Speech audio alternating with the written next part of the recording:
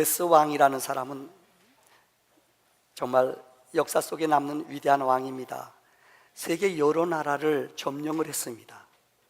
역사에 나오는 이야기입니다만 이 사람이 세계 여러 나라를 점령하면서 그 나라를 이스라엘 나라도 회복시켜준 나라, 고레스 왕 원년이라고 기억하지 않습니까? 이 사람이 어느 나라를 지배해서 그 왕비, 아들들을 잡아왔어요. 그래서 이 고레스 왕이 그 사람에게, 그 왕에게, 이웃나라 잡아온 왕에게, 포로가 된 왕에게 이렇게 질문을 던졌습니다. 내가 당신을 살려주면은 당신은 나한테 무엇을 보상하겠소? 그러니까는 이 잡혀온 왕이 내 나라의 절반을 왕께 드리겠습니다. 두 번째 질문을 던졌습니다. 그러면 당신 아들을 또 살려주면은 어떻게 하겠소? 그러니까는 그 왕이 내 남은 나라의 절반을 왕에게 드리겠습니다. 세 번째 고레스 왕이 질문을 던졌습니다. 그러면 당신 아내를 살려주면 어떡하겠소? 그러니까는요, 이 왕이 눈물을 뚝뚝 흘리면서 내 생명을 드리겠습니다. 이 심오한 이야기를 감동이 없이 들으시네요, 여러분. 야, 내 아내를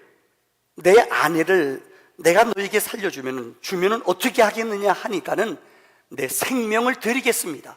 그러니까 고레스 왕이 그랬대요. 너는 정말 사랑을 아는 참 자유인이다. 그래서 풀어줬대요. 참 멋있는 말 아니에요? 너는 참 사랑을 할 줄 아는 자유인이다. 그리고 그 나라를 회복시켜줬다는 이야기가 있습니다. 여러분, 자유가 무엇입니까? 한동안 우리나라는, 여러분 보세요, 유엔에 가입한 나라, 우리나라가 이전에 해방됐을 때 세계 121개국이 유엔에 가입했습니다. 우리나라가 몇 번째로 가난했는 줄 알아요? 120번째예요. 우리보다 가난한 나라는 딱 한 나라, 인도만 있었어요. 그 외에는 다 부자예요. 그때 우리나라 국민소득이 70불이었어요. 태국이요? 여러분 들어보셨죠? 그다음 필리핀이요? 필리핀은 120불이었어요. 태국은 230불이었어요. 좀 수치스러운 얘기입니다만은 필리핀 최근에 가본 분 아세요? 가난해도 너무 가난해요. 그런데 필리핀 사람들이 우리나라 가난하다고 우리나라 여러분들 장축체육관을 누가 져줬는 줄 알아요? 필리핀 사람들이 와서 너무너무 후진국이고 가난하고 불쌍하다고 져줬어요. 그런데 2차 대전이 끝나고 여러분 이 땅에 100개국 넘는 신생 독립국가가 생겼습니다. 100에서 한 150국이 생겼어요. 근데 우리는 그때 자유가 무엇인지, 이념이 뭔지 우리는 몰랐어요. 마르크스가 혁명을 일으키면서 자고로 공산주의라는 이름 때문에 이 지구상에서 5천만 명의 사람들이 죽임을 당했어요. 만약에 여러분들 우리가 사회주의 국가가 됐고 공산주의 나라가 됐다면 우리는 예수 못 믿어요. 여러분 그거 아세요? 자유가 어디 있어요? 그래서 공산주의 하는 나라를 세계 여행을 해버렸대요. 그렇게 가난할 수가 없어요. 그 자손들이 너무너무 고통 속에 살아요. 우리가 자유가 사실 알아서 우리가 자유를 얻었어요. 우리가 민주주의가 뭔지 알아서 우리가 여러분 이렇게 은혜를 입었어요. 유엔이 뭔지 미국이 뭔지 우리가 알았어요. 사실 돌이켜보면은 우리 민족 해방을 맞이한 것은 어떤 우리가 독립운동한 거 이것도 일리는 있어요. 우리가 외교를 잘한 거 이것도 여러분들 도움은 될 거예요. 그러나 이 땅에 해방을 68년 전에 주신 것은 전적인 하나님의 은혜요 도움인 줄 기억하시기를 바랍니다. 자유는 소중한 것입니다. 오늘 갈라디아서 5장 1절에 성경은 말하잖아요. 그리스도께서 우리를 자유롭게 자유를 주시려고 우리를 자유자로 부르셨다고 그랬어요. 이제는 다시는 종의 멍에를 매지 말고 참 자유자답게 누리며 살라, 주님은 말씀하셨어요. 오늘 해방을 맞이하여 68주년을 맞이하여 복음의 참 자유의 은혜가 무엇인지를 설명드리려고 합니다. 첫째, 자유는 공짜가 아닙니다. 한번 따라할까요? 시작. 자유는, 다시 한번 시작. 여러분, 자유는 절대 공짜로 얻어지는 게 아닙니다. 제가 군복생활 군종을 하면서 미국을 방문할 기회가 몇 번 있었어요. 워싱턴 DC에 가면은, 여러분, 워싱턴에 가면은 우리 한국 사람들이 가서 숙연해 지는 곳이 있습니다. 바로 미국 사람들이 전쟁에 참여해서 죽은 무명의 용사탑이 있어요. 그중 한 곳에 한국 6.25 전쟁 때 참여했던 사람들, 무명으로 죽은 사람들, 그 사람들을 위한 묘비가 있습니다. 거기에 가면 이런 기념 동상이 있어요. 보면은 여러분 아마 지금 화면에 이 군인들이 한 20명 정도 되는 것 같아요. 비가 그렇게 오는 날 판초이를 입고 걸어가는, 한국 전쟁에서 이 죽임을 당한 용사들을 기념하게 동상을 만들었어요. 그 비가 오는데 우의를 입고 그 전진하는 군인들의 모습이 기록되어 있어요. 그 아래 이렇게 써 있습니다. 생명부지의 나라를 위해서, 그들의 자유를 위해서 우리의 자랑스러운 아들과 딸들이 우리의 생명을 드렸다. 거기에 판이 있어요. The freedom is not free. 여러분, 자유라는 것은 결코 공짜가 아니라고 쓰여져 있어요. 350만 명의 그 젊은이들이 죽음을 당함으로 The freedom is not free. 자유라는 것은 공짜로 얻어진 게 아니라는 말입니다. 사랑하는 성도님들, 여러분은 자유를 누리며 살아가십니까? 세상에서 가장 고통을 당한 민족이, 이 땅에서 제일 고난을 당한 민족이 유대인이라고 합니다. 제가 성지순례를 갔다가 충격을 받았어요. 야, 이러니까는 300~400만 밖에 안 되는 이스라엘 사람들이 수억의 아랍 사람과 싸워서 견디는구나. 왜 그런 줄 아세요? 그들은 자유가 얼마나 소중한지를 알아요. 저는 성지순례 가서 3가지를 듣고 감동을 받았어요. 첫째는 예루살렘, 텔아비브 공항으로부터 예루살렘까지, 그 수도까지 들어갈 때에 거기 보면 그 가이드가 그래요. 종려나무 가지가 600만 그루가 그곳에 쫙 열려져 있어요.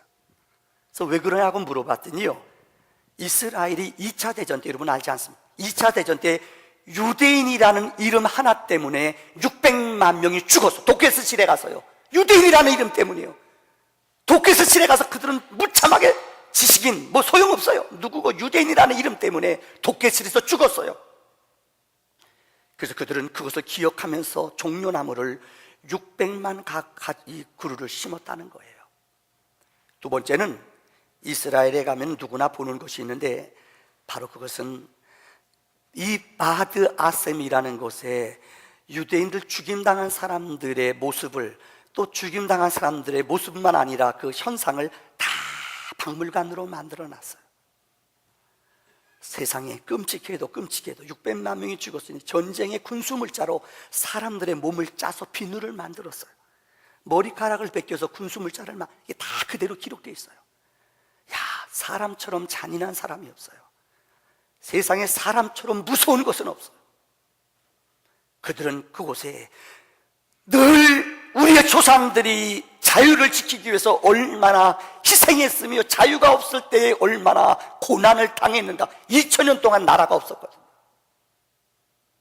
그 추모 안에 늘 그들은 역사 속에 기억을 해요.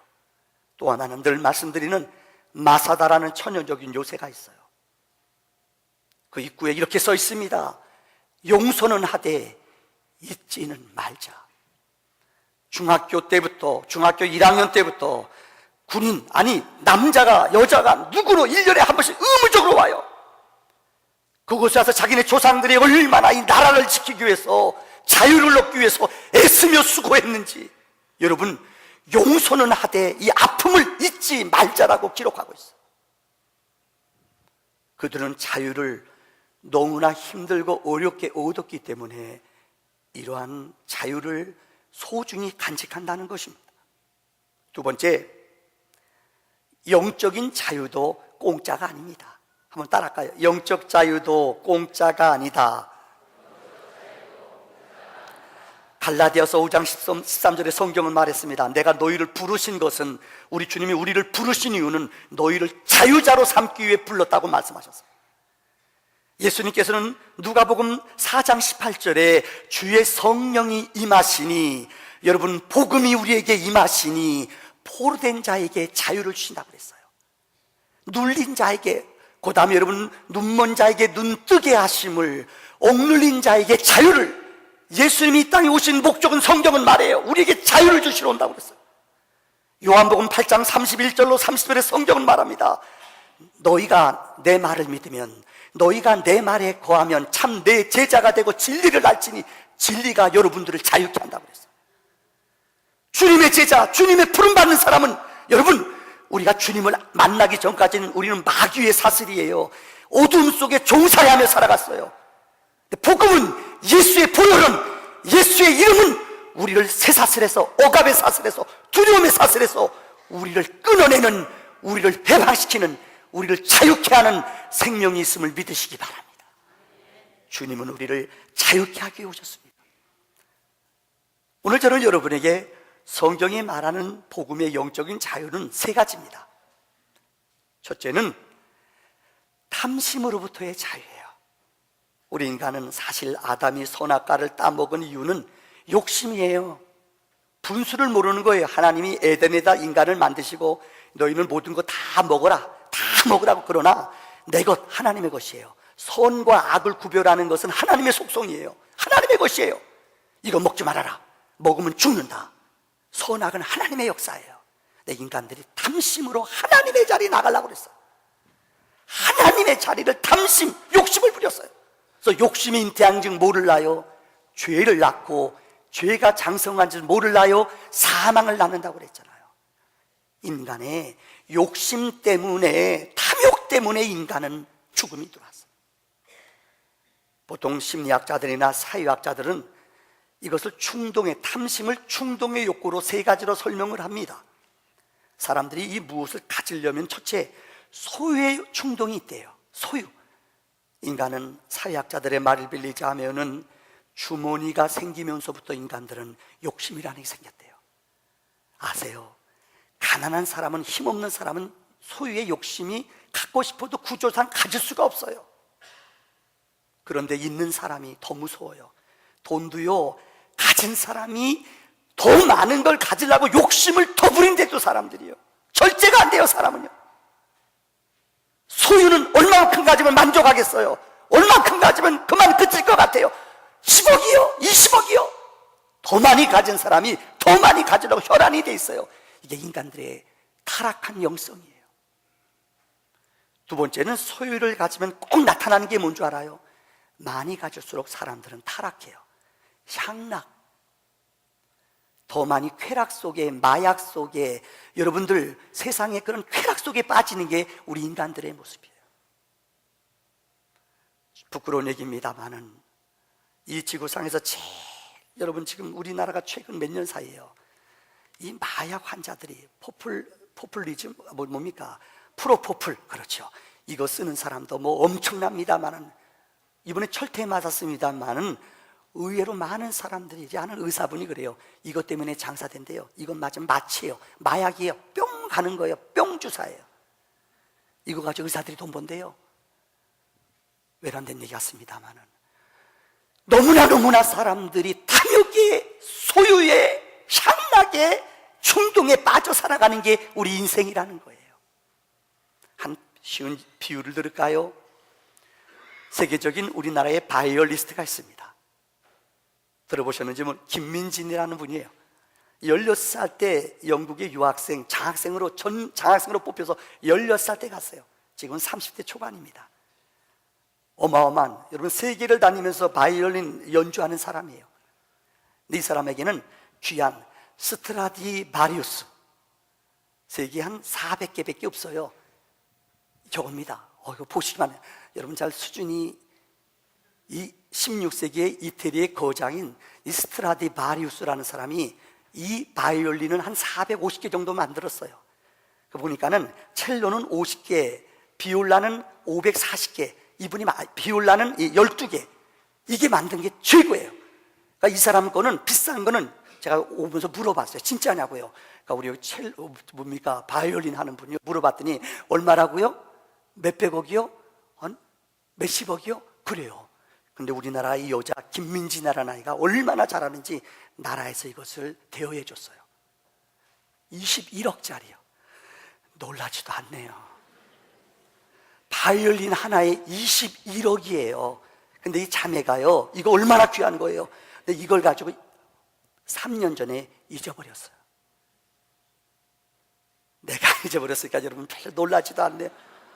왜 잊어버렸는 줄 알아요? 런던에서요, 햄버거 먹으러 갔다, 점심에 햄버거 먹으러 갔다 5,000원짜리 햄버거 먹다가요, 너무 맛있어가지고 이거 너무 맛있게 먹느라고요, 이 바이올린을 누가 가져가는 걸 모르는 거예요. 세상에나 잊어버렸어요. 근데 좀도둑이 가져간 거예요. 몰곤이라는 사람이 가져가는데 이게 뭔지 모르잖아요. 그냥 누가 그냥 바이올린 연습하는 걸로요, 죄송해요, 저기 뭐 몇십만 원짜리, 몇십만 원도 비쌀 거예요. 죄송해요, 비교해서 안 돼, 얘기 안 할게요, 상처받아. 좀도둑이 가져가는데 그 21억짜리가 몰랐어요. 그러니까 이거를 가져가서 친구한테 팔았대요. 야, 100파운드 하면 18만 원, 20만 원도 안 돼요. 사. 그러니까 친구가 비싸. 싸우다가요, 열받아가지고 안 팔았대요. 그 사람도 미련곰탱이지요. 그거 샀으면 대박 터지는데. 이게 3년 만에 지난 6월 19일 날 신문에 김민진이라는 사람, 이거 잊어버리고 완전히 낭망에 빠졌어요. 완전히 좌절했어요. 그런데 3년 만에 이 사람의 품에 돌아왔대요. 무슨 얘기 같습니다만은 이제 설교를 준비하면서, 야, 이 김민진이라는 사람 21억짜리를 햄버거 먹더래 끼고 먹지, 나 같으면 끼고 먹을 것 같아요. 그러세요? 저는 여러분 스마트폰 있죠? 알죠? 이거 비싸잖아요. 우리 교인 어느 분이 소개해줘서 샀는데 난 좋은 걸 샀거든요. 나는 어디 가도 우리 아내는 잊어버려도 스마트폰은 안 잊어버려요, 제가. 너무 비싸거든요. 그렇잖아요, 여러분. 이거 안 잊어버리려고 몸부림쳐요, 제가요. 알아요? 제가 이거를 우리 교인이 은혜 받았다고 반지, 우리 아내하고 2개 같이 해줘서 십자가 반지예요. 우리 아내가 그래요. 이거 잊어버리면 당신하고 나하고 끝나는 줄 알아. 이거 잊어버렸다가 내가 며칠 만에 찾아, 한 4번 잊어버렸는데 돌아와요, 이 반지가요. 얼마나 감사한지. 우습게 여기 소리했습니다만, 여러분, 그까지 햄버거 하나 먹으려고 21억짜리를 놓쳐버려요. 우리 인생이 그렇대도 여러분들, 그까지 햄버거 하나에 눈이 어두워서 정말 귀하고 값진 것을 잊어버려요. 인생들이요, 본질을 잃어버려요. 이게 우리의 삶이 아닌가요? 복음은 탐심에서 우리를 자유케 하십니다. 우리의 욕심에서, 복음은 욕심을 버릴 때에 예수의 생명과 기쁨이 넘치는 줄을 믿습니다. 2번째는 두려움으로부터의 자유를 주셔요, 복음은.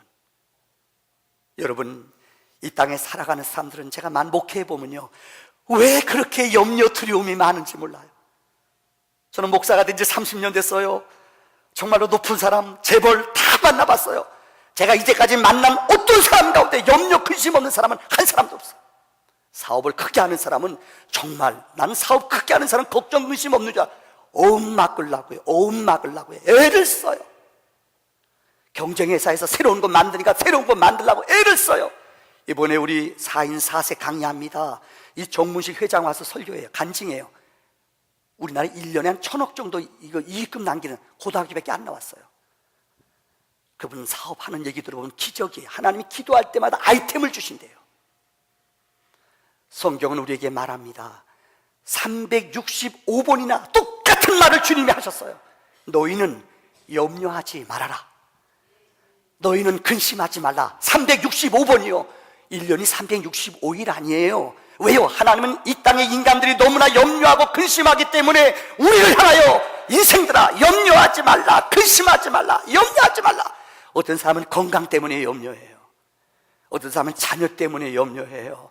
물질 때문에 염려해요. 우리 모두는 이런 것에 두려움 속에 살아가요. 성경은 우리에게 말합니다.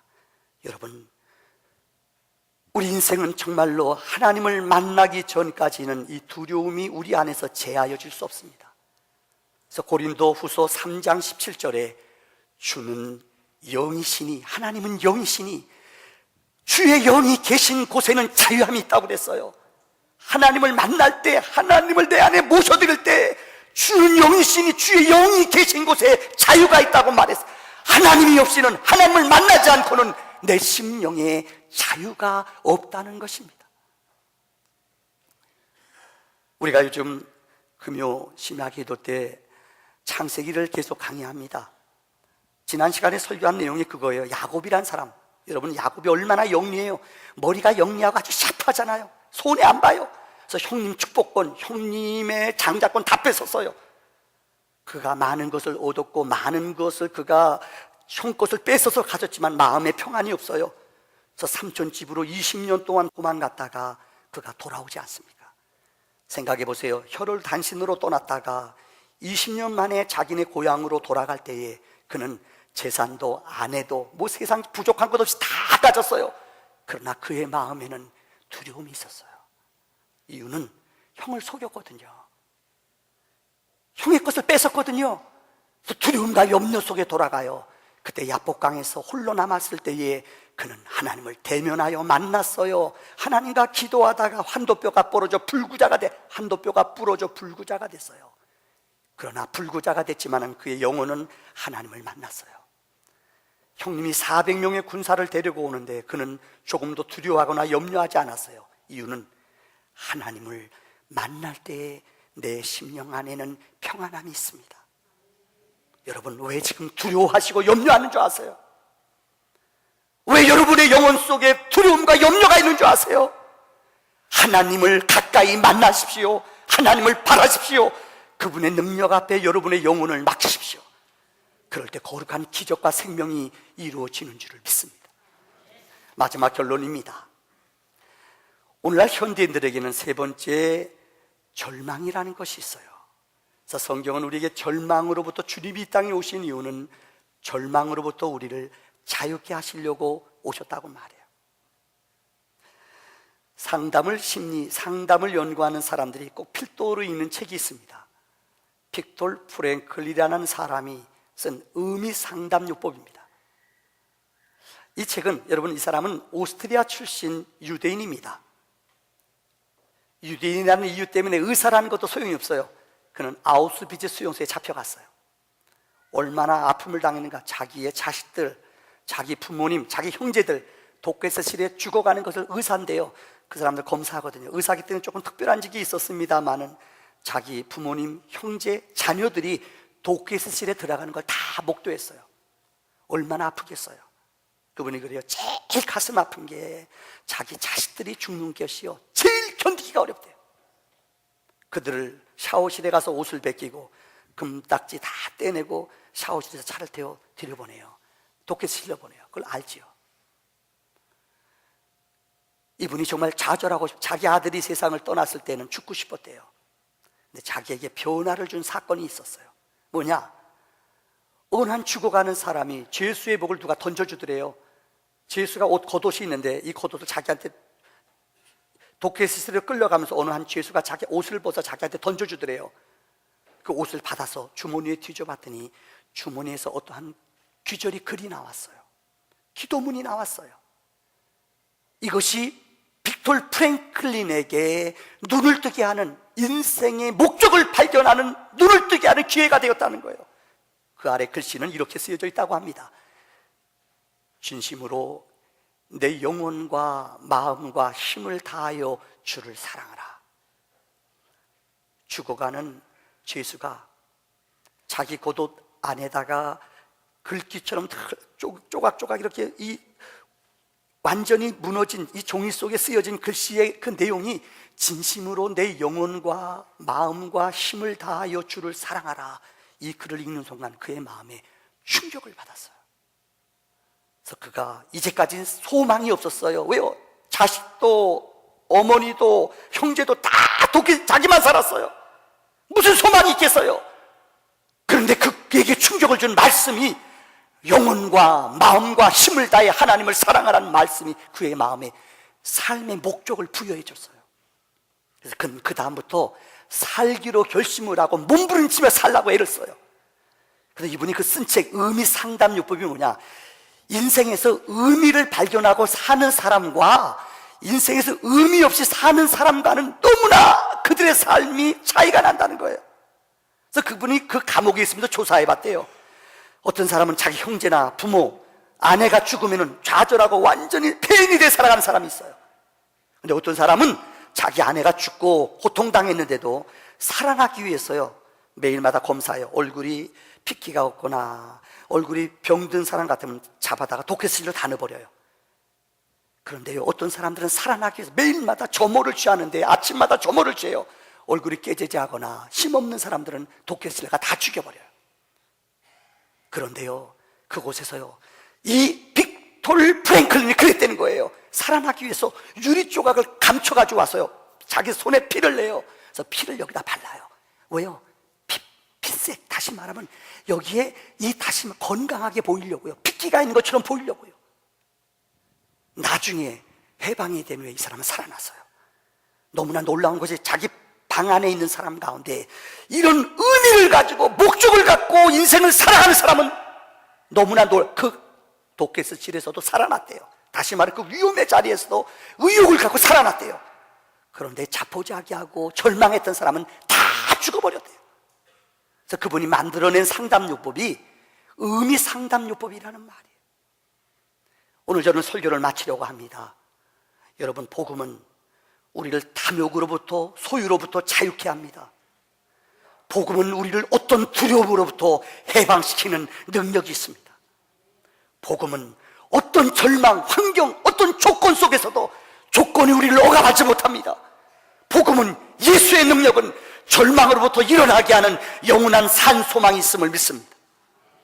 존 호킨슨 대학의 교수로 있는 이승복이라는 의사가 있습니다. 이분은 지금부터 30년 전에 8살 때 부모님을 따라 미국으로 이민을 갔어요. 아버지가 우리나라에서 약사였어요. 미국 가서 열심히 공부도 잘하고 운동을 잘해서 미국 대표 선수, 체조 선수로 고등학교 때 뽑혔대요. 체조는 아마 고등학교, 대학 때 이때가 제일 전성기거든요. 이승복이라는 이 청년이 공부도 잘하지만 워낙 체조를 잘해서 미국 국가대표로 뽑혔어요. 그래서 올림픽에 나가기 바로 전에 연습하다가 마루 운동하다가 잘못 미끄러져서 이 척추가 다쳤어요. 마비가 됐어요. 자기 몸을 못 가눠요. 여러분 생각해 보세요. 빵빵한 집안에다가 장래가 미국에서 여러분들 체조 선수면 유명하거든요. 메달권 안정된 사람이에요. 그런데 마지막 리허설 연습하다가 잘못 운동하다가 다쳐서 척추가 마비돼 몸을 못 가눠요. 그런데 이승복, 이 책에 보면 그 책 이름이 기적은 당신 안에 있습니다 라는 책이에요. 여기 휠체어에 앉아서 지금 가리키는 내용이에요. 이분은 지금 한 10년 동안 세계 각국에 다니면서 강연할 스케줄이 다 짜여져 있대요. 우리나라에도 얼마 전에 오셨어요. 이분은 하나님을 만남으로 이 병을, 자기 몸을 못 가눠요. 자기 몸을 자기 혼자 못 가눠요. 그럼에도 불구하고 대학교 교수로, 세계적인 대학에 여러분들 존스 호킨슨 대학의 이 의사로, 가장 유명한 의사로, 세계 각국을 다니는 의사로 살아남아요. 그분이 그 책 쓴 내용 가운데 마지막 부분에 이런 내용이 나와요. 이 책을 읽어드림으로 말씀을 마치겠습니다. 그 사고 후에 병원에 온 후로 나는 왜 나에게 이런 일이 일어났는지 따지면서 하늘을 원망하였고 분통을 터뜨리며 하나님을 원망했다. 그 이유를 찾으려고 애쓰고 있었다. 그러나 나는 이제 고백한다. 나를 이렇게 만드신 것은 하나님이 아니셨다. 분명 내가 실수해서 내가 한 일이다. 그 시간에 하나님은 내 옆에서 내가 뛰어가는 모습을 안타깝게 바라보고 계셨다. 하지만 하나님은 그냥 바라보기만 하셨다. 왜 막지 않으셨을까? 나는 하나님의 자녀인데 나는 그 이유를 알 수 있을 것 같다. 지금 알 수 있을 것 같다.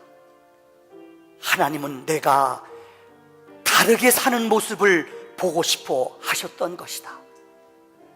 오로지 체조에 목숨을 걸고 금메달 하나를 바라보며 부모의 속을 썩이는 이승복이 아니라 낯선 곳에서 새롭게 일어나는 이승복, 혼자가 아니라 가족과 함께, 사람들과 함께 서로 기대며 서로 어려운 장애를 씩씩하게 넘어서는 이승복.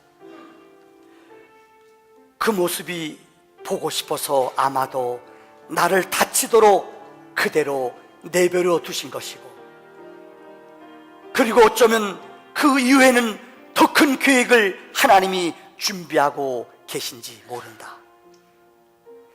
여러분, 지금 앞길이 막혔어요. 여러분, 지금 질병이 있으세요? 만약에 이 사람이 고백한 그 책의 내용이 그거예요. 당신 안에 기적이 있다는 말, 기적은 당신 안에 있다는 말. 만약에 내가 이런 고통을, 아픔을 당하지 않았다면은 자기는 일상 체조 선수로 끝나고 그냥 연봉 받고 일생을 평범하게 살았을 거예요. 그런데 하나님은 이런 절망 가운데 나를 지켜보시며 새로운 일을 하나님이 이루셨다는 거예요. 이게 믿음의 사람이에요.